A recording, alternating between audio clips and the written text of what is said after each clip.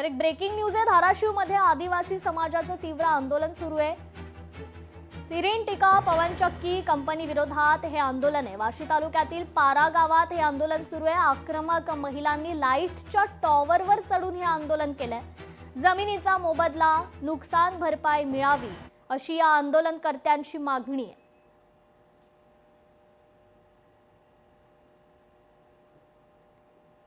सिरिंटिका पवनचक्की company विरोधात महिलांचे हे आंदोलन सुरू आहे। तर लाईटच्या टॉवरवर चढून या महिलांनी हे तीव्र आंदोलन केलंय। या संदर्भात आपण अधिक जाणून घेऊयात आपले प्रतिनिधी काकासाहेब कांबळे यांच्याकडून। काकासाहेब, काय अधिकची अपडेट? कृपा, नक्कीच धाराशिव जिल्ह्यातील वाशी तालुक्यातील पारा गावातील आंदोलन आहे।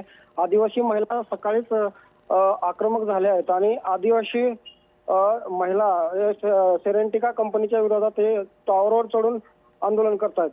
पवनचक्की कंपनीकडून योग्य मोबदला मिळत नसल्याने आदिवासी महिला आता आक्रमक झालेल्या आहेत आणि पोलिसांचा फौजफाटा तिथं आता पोहोचलेला असून आता आंदोलक महिलांना टॉवरवरून किंवा त्या लाईटच्या पोलवरून खाली उतरण्याचं काम करत आहेत। कृपा जी, निश्चितच काकासाहेब, धन्यवाद आपण दिलेल्या या अपडेट संदर्भात।